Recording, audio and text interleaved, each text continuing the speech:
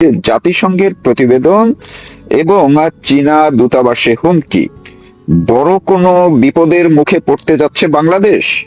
কারণটি হচ্ছে, আপনারা ইতিমধ্যেই জেনেছেন যে গত সপ্তাহে যুক্তরাষ্ট্রের যে দুঃখিত জাতিসংঘের যে প্রতিবেদন সিকিউরিটি কাউন্সিলের, সেইখানে বাংলাদেশে আল কায়দার ভূমিকা হুমকির স্বরূপ এবং উদ্বেগজনক বলে তারা যেমন মন্তব্য করেছে, বাংলাদেশ সরকার সেটি এক ধরনের উড়িয়ে দিয়েছিল। কিন্তু ঠিক এর পরপরই চীনা দূতাবাসে চিঠি দিয়ে হুমকি দেওয়া হয়েছে, যার সঙ্গে আল কায়দার নাম উঠে এসেছে।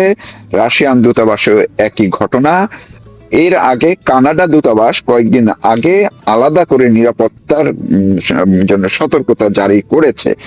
এই যে পরিস্থিতির মধ্য দিয়ে আসলে কি বাংলাদেশে এই ইসলামিক জঙ্গিবাদের জায়গা থেকে বড় কোনো অঘটন ঘটতে যাচ্ছে কিনা? দস্তগীর জাহাঙ্গীর, আপনি যদি আপনার কাছে তথ্য এবং বিশ্লেষণ ধারণা সব মিলিয়ে আপনার মতো করে যদি বলেন। একটি বিষয়, আপনার আজকের ভূমিকা থেকে আমাদেরকে আপনি আসলে ভয় দেখিয়ে দিলেন। কি ভয় দেখালেন সেটা আমি একটু বলে নিই। সেটা হলো, বাংলাদেশ একটা স্থিতিশীল পরিস্থিতিতে ছিল আন্তর্জাতিক অঙ্গনে তথা ইন্দো প্যাসিফিক জোনে। কি স্থিতিশীলতা ছিল? যে সেখানে জঙ্গিবাদের আর হচ্ছে না, অ্যাক্টিভিটিস হচ্ছে না। আমরা এই জন্য কথাটা বা ভয়ের হলো যে যখন শেখ হাসিনার সরকার আসলো 2008 সনে, আমি যদি ভুল বলি আপনি ঠিক করে দিবেন, তার আগে যে বিএনপির সরকার ছিল তখন বাংলা ভাই অমুক তমুক জেএমবি, মানে আমি বিষয়টা এইভাবে বলি, আমার দর্শক শ্রোতা আপনাদের কাছে ক্ষমা চেয়ে নিই, আমি বাংলাদেশে বসবাস করি না 1987 থেকে। আমি পলিটিক্স, পলিসি এবং diplomacy Washington DC towards Indo Pacific নিয়ে কাজ করি, এই জন্য আমি এই বিষয়গুলো বুঝি। কিন্তু যখন বাংলাদেশের ইন্টারনাল যে জঙ্গিবাদের যে নেটওয়ার্কগুলো, যেটা সেই সময়ে আমরা বাংলা ভাই সহ দেখতে পেলাম, সেটাকে নির্মূল করেছিলেন যেই সরকারকে এই বর্তমান সরকারের অনুসারীরা এবং জামাতিরা বলে ফ্যাসিস্ট সরকার, মানে শেখ হাসিনা সরকার। শেখ হাসিনা সরকারের সময় এই ধরনের প্রতিবেদন জাতিসংঘ থেকে আসেনি, কেউ এই ধরনের চিন্তাও করেনি। অতএব আপনার কথা থেকে আমরা সকলেই যে বুঝতে পারছি যে অশনি সংকেত, যেটাকে কবির ভাষায় আমরা বলতে পারি দুর্যোগের ঘনঘটা। জাতিসংঘ নিরাপত্তা পরিষদ ইম্পর্টেন্ট, ইজ নট সাধারণ পরিষদ।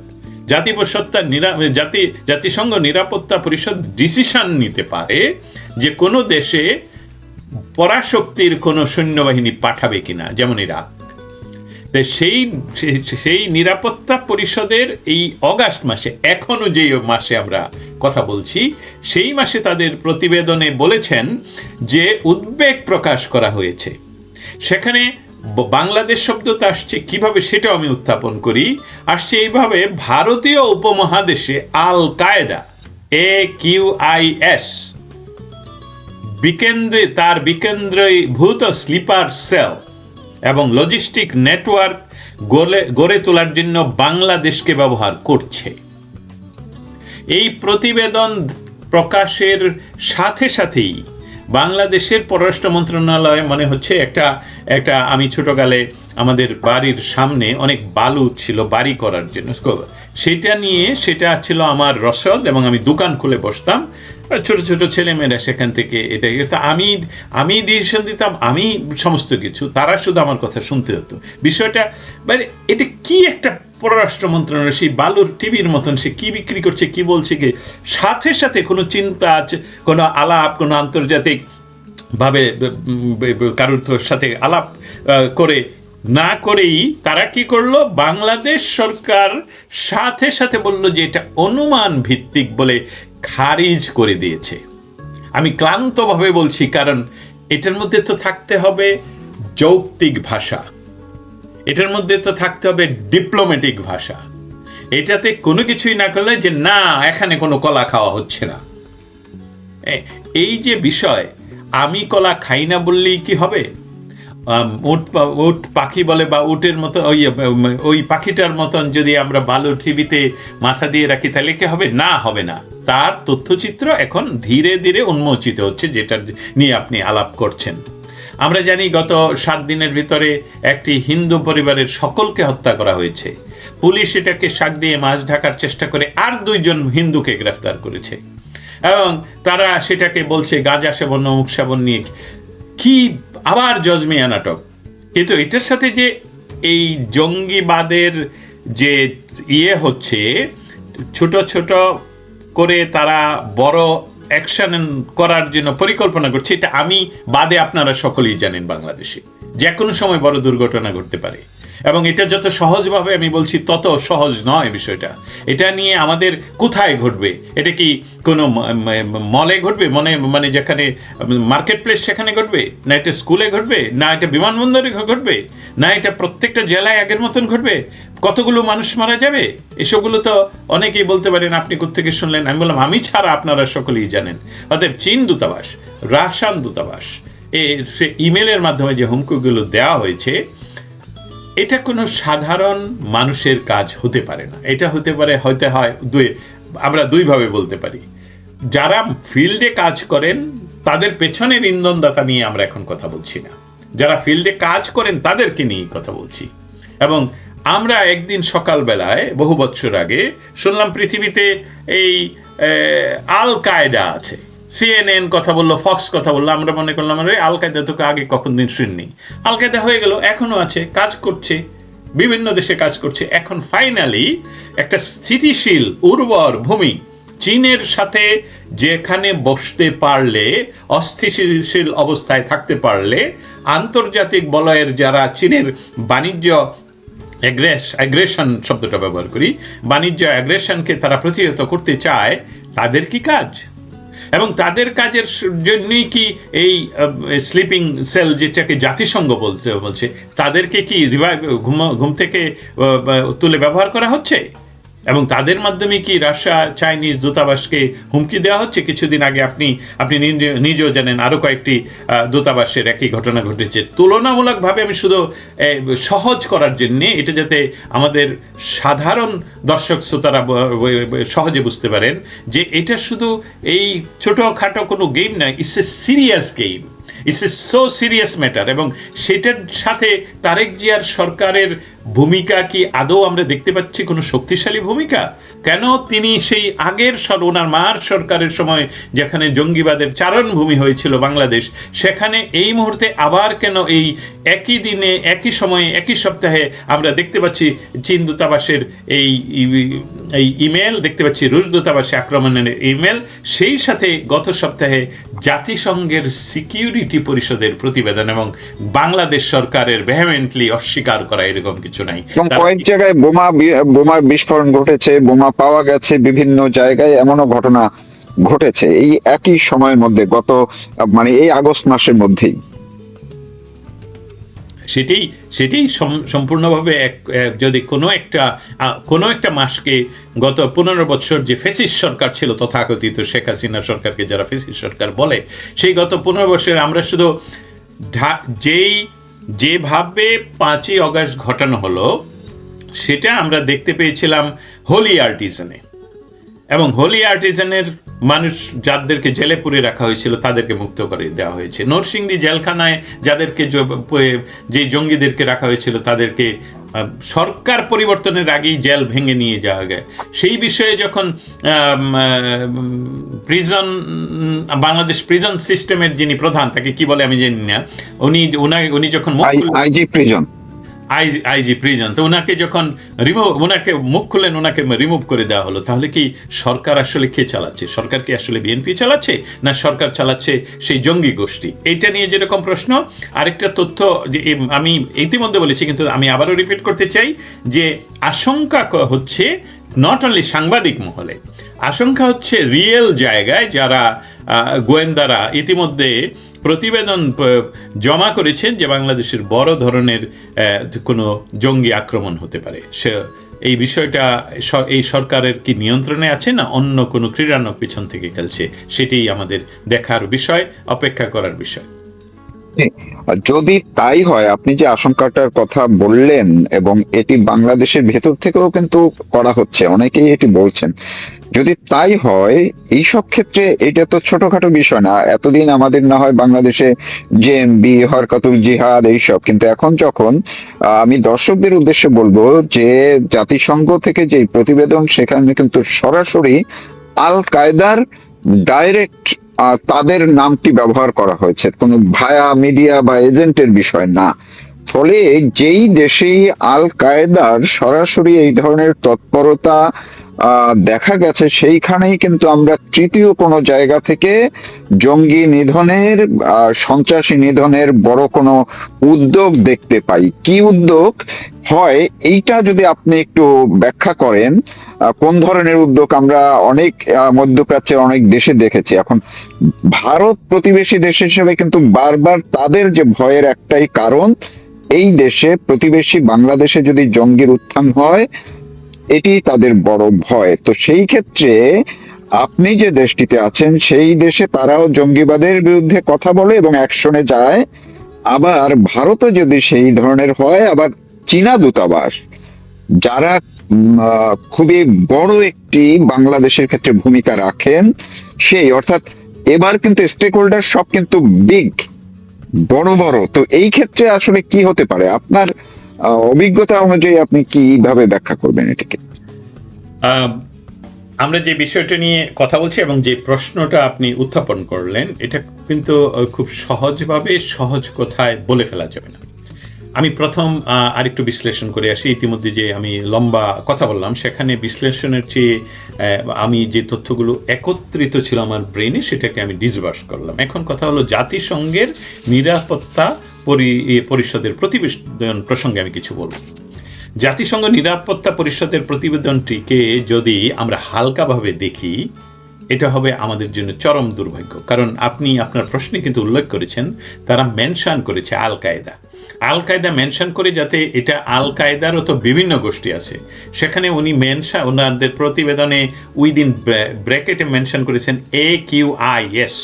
সো ওনারা একদম সুনির্দিষ্টভাবে জেনে এই প্রতিবেদন, এটা জাতিসংঘের সিকিউরিটি পরিষদের, পৃথিবীর মানে জাতিসংঘের সবচেয়ে পাওয়ারফুল যে পরিষদ, সেইটা হলো সেই পরিষদ থেকে। আবারও বলছি, যারা এখন শুনছেন আগে, যে এই সিকিউরিটি পরিষদ নিতে পারে যে পৃথিবীর কোনো দেশে তারা জঙ্গি না হোক, সরকারের বিরুদ্ধে হলেও তারা মিলিটারি অ্যাকশন নেওয়ার রাখে। সেই প্রতিবেদনে এটা জাতিসংঘের সাধারণ পরিষদের বিষয় না, এটা জাতিসংঘের সেক্রেটারির বিষয় না, এটা জাতিসংঘের সেই নিরাপত্তা পরিষদের। অতএব বাংলাদেশের যে ছোট ছোট স্লিপার সেল আছে, এটাকে আরেকটু মেনশন করলাম এই জন্যে, সেখানে আল কায়দার অনেকগুলো ছোট ছোট সেল আছে। সবাই কিন্তু একত্রিতভাবে তাদের নির্দেশে কাজ করবে, ঘুমিয়ে থেকে উঠে। সেই কাজগুলো হচ্ছে ইতিমধ্যে। আপনি বলছেন এখানে ছোট বোমাবাজি হচ্ছে, ওইখানে হিন্দু নদন হচ্ছে, এইসবগুলো সব কিছু কিন্তু একত্রিতভাবে হচ্ছে। লজিস্টিক্স সাপোর্টের একটা হাব তারা তৈরি করছে সেখানে, এবং সেটাকে আমরা বাংলাদেশ সরকার বলছে অনুমান ভিত্তিক। দেখুন কতটা কন্ট্রাডিক্টরি। এই সরকার বলছে তথাকথিত ভলগার তুর্ক, যার বলছে জাতিসংঘের প্রতিবেদন মিথ্যা কথা, সেটা কোনো জাতিসংঘের প্রতিবেদন হিসেবে, সেটা তার ব্যক্তিগত বন্ধু, মদের টেবিলের বন্ধু। আরো খাস বাংলায় বললাম, মদের টেবিলের বন্ধু ডক্টর ইউনূসের অনুরোধে আমি ক্ষমতায় গেলে তোমার যাওয়ার জন্য তোমার একটা, এই যে মানুষগুলো মারা হলো, এটার একটা প্রতিবেদন তুমি তৈরি করে দেবে। জাতিসংঘ মানবাধিকার পরিষদের উনি একজন সিনিয়র কর্মকর্তা। সেই কর্মকর্তা ইউনূস সেন্টারের টাকা দিয়ে বাংলাদেশে গিয়ে ইউনূস সরকার যে নামগুলো দিয়েছেন, যে সংখ্যাগুলো দিয়েছেন, সেই সংখ্যাগুলো প্রকাশ করে বলছেন জাতিসংঘের প্রতিবেদন।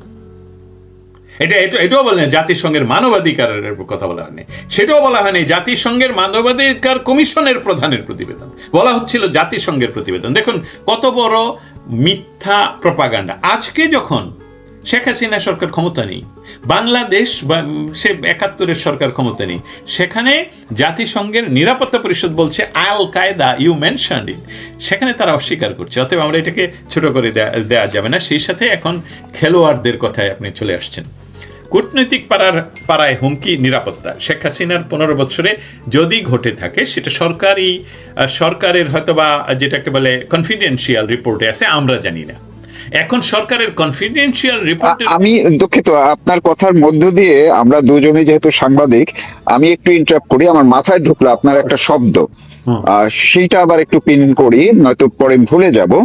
সেটা হচ্ছে এই যে আপনি বললেন বারবার, আমি বললাম যে জাতিসংঘ যখন আল কায়দার কথা বলছে, বাংলাদেশ সরকার সেটাকে উড়িয়ে দিয়েছে যে অনুমান নির্ভর। শব্দটা দর্শকদের একটু শোনার জন্য বলছি, অনুমান ভিত্তিক।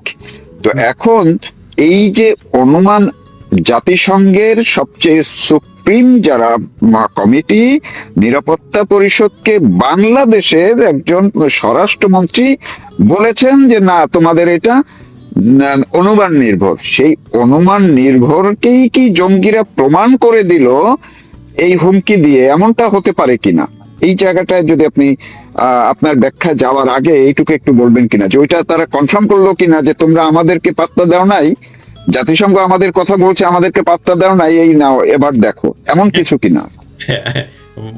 মজার উত্থাপন। Thank you so much. দুইজন সাংবাদিক এবং আমরা একপক্ষীয় আলাপ করছি না, আমরা দুইজনে আলাপ করছি। হ্যাঁ, এই কথাটা আমি হয়তোবা আপনার জন্যই তুলে রাখলাম। স্বরাষ্ট্রমন্ত্রী বলেছেন, যেভাবে বলেছেন সেটা একদম ওনার ভাষাটা এরকম, এসব ঢালাও বা সাধারণ মূল্যায়নের উপর ভিত্তি করে সরকার কোনো ধরনের বাস্তব বা অভিযানমূলক পদক্ষেপ গ্রহণ করবে না। এবং তার উত্তরে আপনি যেভাবে এখন ছেঁকে তুলে ধরলেন এই ডায়মন্ড বা সেটা হলো যে হ্যাঁ, তারা বলছে যে আমরা মরিনি, আমাদের তাদেরকে মরিয়া প্রমাণ করতে, তাদের একটু অপমান, এই আল কায়দার যারা, তাদের একটু অপমান, তারা অপমানিত বোধ করছিলেন কিনা, অপমানিত বোধ করছে। এবং সেখানে যে আন্তর্জাতিক খেলোয়াড়দের ইঙ্গিত নেই, সেটা আমরা এই মুহূর্তে হয়তো বা বলতে পারবো না, নাই এই মুহূর্তে বলবো না যে আছে। আমরা এটার জন্য অপেক্ষা করতে হবে যে এই খেলোয়াড়রা কাদেরকে খেলাচ্ছেন, কাদেরকে স্লিপিং করছেন। কিন্তু যেটা মনে হচ্ছে, আমি আপনার সাথে এই গ্যারাকলে কি বাংলাদেশ তার গতি হারাবে? এটা আমার প্রশ্ন, কিন্তু আমি উত্তর দিব যে না হারানোর তো আমার কাছে কোনো কারণ নেই। কারণ তারেক জিয়ার যে সরকার, আমি এখন দেখছি যে সকল দিক থেকেই এই সরকারকে বলা হচ্ছে, প্রধানকে বলা হচ্ছে পরাধীন প্রধানমন্ত্রী। একদম এটা বিশ্বব্যাপী এখন সাংবাদিকরাও ইউজ করছেন, পরাধীন প্রধানমন্ত্রী। তো এই পরাধীন প্রধানমন্ত্রী, উনি ভারত আমাদের সবচেয়ে বড় প্রতিবেশী, বর্তমান সরকারের শত্রু দেশ হতে পারে, কিন্তু প্রতিবেশী হিসাবে তো এটা রিপ্লেসমেন্ট করার উপায় নেই। অতএব এই বড় প্রতিবেশীর বাড়িতে উনি যাবেন, সেটা সকালে বলেন যাচ্ছি, যে ওনার দেশে ফেরা লন্ডন থেকে, একই ঘটনা, আমি যে দেশে ফিরবো এটা তো আমার উপর নির্ভরশীল না। লোকটা আর সহ্য করতে পারেনি, লোকটা সহ্য করতে না পেরে সত্য কথাটাই বলে দিচ্ছেন, আরে ভাই আপনি ডাকলেই কি আমি আসতে পারবো না, আমার তো হাত পা বাঁধা। ঠিক একই অবস্থায় উনি ভারতে যাবেন, তাকে ভারতে না গিয়ে পাঠানো হলো মালয়েশিয়া ভায়া করে সুদূর চীন দেশে বিদ্যা অর্জনের জন্য। সেই সুদূর চীন দেশ থেকে উনি বিদ্যা অর্জন করে হুমকি ধামকি দিচ্ছেন যে আমি ভারতে যাব না। এটা ওনার মৌলিক কথা না। পিছনে এখন আমি যতই মুখে হাসি রেখে কথা বলি, কারণ আমার এটাই স্বভাব, কিন্তু দুর্ভাগ্যজনকভাবে হয়তোবা সত্য মারুফ ভাই, সেটা হলো যে বাংলাদেশ কি গণতন্ত্র হারাচ্ছে? আমি এই কোন গণতন্ত্রের কথা বলছি? এখন তো কোনো গণতন্ত্র নেই, তারপরেও তো তথাকথিত একটা নির্বাচিত সরকার বসা। পিছন থেকে কি ডক্টর ইউনূস এবং খলিলরা এখনো খেলছেন? তার পেছনে কি অন্য কোনো সশস্ত্র বাহিনী খেলছেন? তাহলে এই বিষয়গুলো আজকের গত 1 মাসে এত বেশি ঘটছে কেন? আমি আপনার কাছে এই প্রশ্নটা করলাম। আমার যদি সুযোগ থাকে তাহলে আমি আরেকটু কথা বলি, সেটা হলো চীনা এবং রুশ দূতাবাসের যে ডিপ্লোম্যাটিক মিশনগুলো উড়িয়ে দেওয়ার যে ইমেলের ঘটনা, এটা বাংলাদেশের জন্য একটি জাতীয় সুরক্ষার বিরুদ্ধে, যে জাতীয় ন্যাশনাল সিকিউরিটির একটি অ্যালার্মিং সিগন্যাল হিসাবে যদি বাংলাদেশ সরকার না নেয়, বাংলাদেশের আর্মি এটা না নেয়, তাহলে কখন নেবে? হ্যাঁ, এটা শুধুই এই ধরনের আলাপের ভেতর দিয়ে আমরা আলাপ করে চলে গেলে হবে না। তার সাথে এখন অবশ্যই আমি যুক্ত করতে চাই বা যুক্ত করতে পারি, জয়শঙ্কর গত তাদের প্রেস কনফারেন্সে ওনাকে যখন বাংলাদেশ বিষয়ক প্রশ্ন করা হয় এবং তারেক জিয়ার ভারত ভিজিট সম্বন্ধে প্রশ্ন করা হয়, সেখানে উনি যে শব্দগুলো উচ্চারণ করেছেন সেটা আমি আপনার মাধ্যমে শুনিয়ে দিতে চাই। উনি যেভাবে বলছেন সেটা হলো, যে কোনো দ্বিপক্ষীয় সম্পর্ক টিকিয়ে রাখতে হলে পারস্পরিক স্বার্থের, মিউচুয়াল ইন্টারেস্টের পরীক্ষায় পাশ করতে হবে। আপনি বলুন, হোয়াট ডাজ ইট মিন? আপনি বলুন এখন আমাদের দর্শক শ্রোতাদের জন্য, যে পরীক্ষায় পাশ করতে হবে। কি পরীক্ষা? কার সাথে পরীক্ষা? এবং সেটার জয়শঙ্কর এখন এরকম কঠিন, আমি বলবো ডিপ্লোম্যাটিক টার্মিনোলজির সর্বোচ্চ কঠিন, তারপরে হলো অস্ত্র প্রয়োগ। শুধু প্লিজ, আমি এখনই না, আমি সেই জায়গাটাই আমি বলছিলাম। আপনি যে মাঝখানে ডক্টর ইউনূসের কথা বলছিলেন, আমরা কিন্তু শপথ যেদিন হলো রাষ্ট্রপতি মির্জা ফখরুল ইসলাম আলমগীরের, সেই দিনের যদি ছবিটা আপনি একটু দেখে থাকেন, যে সেইখানে একেবারেই যেই ডক্টর ইউনূসের বিরুদ্ধে তার মন্ত্রীরাও মাঝে মধ্যেই কথা বলেন এবং তার কোন কোন ইস্যুতে তার বিচারের, তার যে দায়ভার নেওয়ার জন্য বলেন বিভিন্ন ভাবে, কিন্তু হঠাৎ করেই সেদিন দেখলাম তিনি ওই 5ই আগস্ট যেমন ডক্টর ইউনূসকে তিনি সাথে করে নিয়ে গেছেন গণভবনে, মানে এখন যেটা জাদুঘর করেছে, আবার এই শপথের দিন এক পাশে বসিয়েছেন তার স্ত্রীকে, আর এক পাশেই বসিয়েছেন তার মূল অভিভাবক ডক্টর ইউনূসকে। অথচ আবার শাহাবুদ্দিন চুপ্পুকে সেইখানে দাওয়াতও দেওয়া হয়নি। এটি নিয়েও কিন্তু আলোচনা শুরু হয়েছে। আপনার কাছ থেকে একটু শুনতে চাই যে ডক্টর ইউনূসকে যে একেবারেই তার পাশে বসালেন, এইটার কোনো আপনার কাছে কোনো ব্যাখ্যা আছে কিনা? অনেকেই তো বলছেন যে তিনি আরো পরিষ্কার করে দিলেন যে তারেক রহমান মূলত এখনো ডক্টর ইউনূস, খলিলুর রহমান এদের হাতের গুটি হিসেবেই তারা মূলত উনি টিকে আছেন বা উনি সরকার চালাচ্ছেন। আপনার কি মনে হয়? আমরা ক্রিমিনোলজি পড়ার সময় আমরা চিত্র, বিভিন্ন লেখার ভঙ্গিমা, তারপর টার্ম ব্যবহার, তারপর কানের লতি, চোখের পাতা, এইসবগুলো নিয়ে পড়াশোনা করেছি। সেখানে এই চিত্রটা যেটা আপনি বলছিলেন, আমি সেটা শুধু দেখিনি, অনেকক্ষণ তাকিয়েছিলাম। এই চিত্রটা চিত্রকথা। এটা একটা একদম সুস্পষ্ট দেখা যাচ্ছে বাংলাদেশে কারা বাংলাদেশটা আসলে চালায়। না হলে বাংলাদেশের জনগণের, আমি এটা বলি কিন্তু এটা সবসময় আমি না বলতে পারলেও সবাই শ্রোতারা মনে করবেন আমি বলে রাখলাম তথাকথিত নির্বাচনে। বাংলাদেশের একটি নির্বাচিত প্রধানমন্ত্রী, জনগণ দেশের মালিক, 18 কোটি জনগণ, ভোট যেই কোটি কাষ্ট হোক, আমরা 18 কোটি জনগণের উনি প্রধানমন্ত্রী, উনি জনগণের প্রধানমন্ত্রী। তাদের পাওয়ার আছে জনগণের কাছ থেকে যে তারা নিজেরা একটা প্রেসিডেন্ট নির্বাচন করতে পারবে। সেটা ভুল হোক, সেটা ইতিহাসে আমরা আনবো। সেই প্রেসিডেন্ট হবেন বাংলাদেশের প্রধান ব্যক্তি। সেখানে এটা হু ইজ ডক্টর ইউনূস। সেই রথে, সেই সামনের সেই রথে ইউনূসের একদম প্রধানমন্ত্রী, তারেক জিয়া বাদ দেন, প্রধানমন্ত্রী অফ বাংলাদেশ, তার পাশে যিনি বসবেন তার ভঙ্গিমান্তি লক্ষ্য করেছেন? আপনি এখন আমাকে আবার ফিরিয়ে নিয়ে গেলেন স্কুলে। আমার এটা ব্যাখ্যা করতে হয়েছে। চার্লস ইউনিভার্সিটি ইন প্রাগ যে ছবি দেখে ব্যাখ্যা করতেছে, ব্যাখ্যা করো। আমাদের কোনো লিখিত পরীক্ষা ছিল না, আমাদের পরীক্ষা ছিল এরকম একটা, নিয়ে আসবেন টিচার, বলো যে এই যে দেখালাম, এখন তুমি তোমার কথা বলো, তুমি এটা থেকে কি পড়াশোনা তো করে আসছো। তো সেটা আমি লক্ষ্য করলাম যে এখানে রাজা, একজন রাজা বা মহারাজাকে এখানে প্রতিষ্ঠিত করা হয়েছে, একজন সম্রাট পাশে বসে আছেন। সো এর চেয়ে সহজভাবে আমি আর কি বলবো? বাংলাদেশকে এখনো যারা চালাচ্ছেন, বাংলাদেশকে এখনো যারা সম্পূর্ণভাবে নিয়ন্ত্রণে রাখছেন, সেটা হলো ডক্টর ইউনূস এন্ড গং।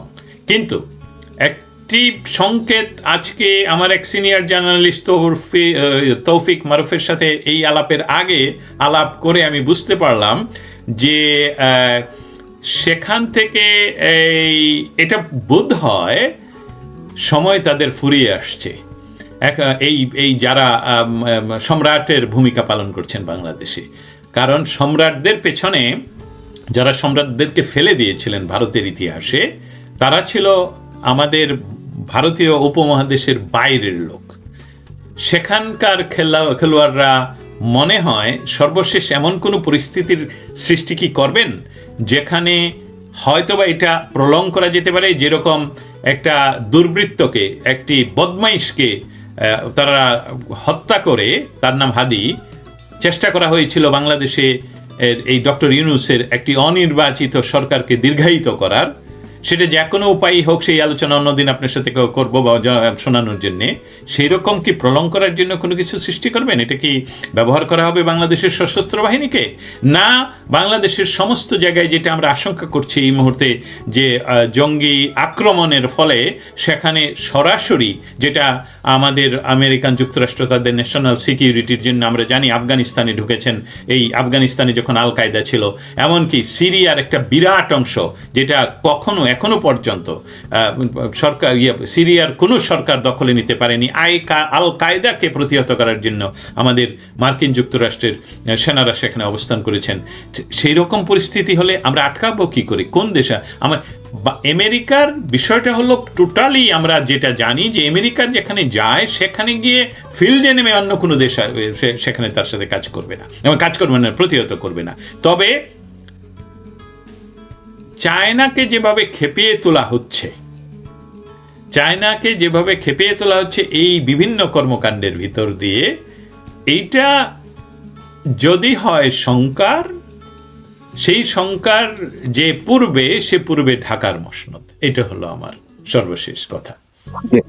আপনার সর্বশেষ কথা দিয়ে আমি শেষ করব, এবং এইটা শিরোনামটা আসলে আপনি একদম শেষ জায়গায় এসে চূড়ান্ত ভাবেই আপনি বলে দিলেন যে যেইখানে এইভাবে জঙ্গিবাদের উত্থান হয় এবং সেই প্রক্রিয়া অন্যান্য দেশে, মধ্যপ্রাচ্যের অন্যান্য দেশে যেই পয়েন্টগুলো ধরে ধরে আজকে এক একটি দেশ ধ্বংস হয়ে গেছে, বাংলাদেশও একেবারেই আমরা যে কথাটা বলি সেই আলামতটা কিন্তু একেবারেই হুবহু মিলে যাচ্ছে, এবং সেই রুট ধরেই কিন্তু এগোচ্ছে। আমাদের দেখতে হবে সামনে আসলে বাংলাদেশের ভাগ্যে কি আছে। শুধুমাত্র না, দয়া করে শেষ করবেন না, আপনি অনুমতি দেন, আমার আরো একটা সেন্টেন্স বলার রয়ে গেছে। জি প্লিজ প্লিজ। আপনি আপনার প্রশ্নে জিজ্ঞেস করেছিলেন, সেটা আমি উত্তর দিতে পারিনি। সেটা ছিল যে ভারতের এই পূর্বাঞ্চলে এই আরেকটি কাশ্মীর কি ভারতীয় করতে পারবে কিনা, এফোর্ড করতে পারবে কিনা। এই প্রশ্নটা আপনি অন্যভাবে করলেও আমি আমার মতো বললাম। বাংলাদেশের স্বাধীনতা আন্দোলনের নেতৃত্ব দিয়েছেন বা মস্তিষ্ক যিনি স্বপ্নদ্রষ্টা, তিনি হলেন সর্বকালের সর্বশ্রেষ্ঠ বাঙালি বঙ্গবন্ধু শেখ মুজিবুর রহমান। তিনি আন্তর্জাতিক প্রেক্ষিতকে এমন সুচারুরূপে ওনার পক্ষে নিয়ে আসেন, বাংলাদেশের স্বাধীনতার পক্ষে নিয়ে আসেন, সেখানে আজকের জয়শঙ্কর যে কথাটা বলেছেন পরীক্ষায় পাশ করতে হবে, সেই সময়ের সেই যে বাংলাদেশের স্বাধিকার আন্দোলনের নেতৃত্ব, সেটা পাশ করেছেন বলেই তখন ভারত তাদের স্বার্থ আছে বলেই আমাদের একত্রিতভাবে পাকিস্তানি এই 93,000 সৈন্যকে আত্মসমর্পণ করতে হলো। সেখানে কিন্তু এই কথাগুলো বলার মৌলিক শব্দটা আমি খুঁজে পাচ্ছিলাম না, এখন পেয়ে গেলাম। সেটা হলো যে একটা স্থিতিশীল পূর্বাঞ্চলীয় রাষ্ট্র। কারণ ভারত সরকার সেদিন বিপদে পড়েছে, বিপদ মানে আলোচনা হচ্ছিল যে আমরা কি পূর্বে আরেকটি মিনি পাকিস্তান বানাবো কিনা।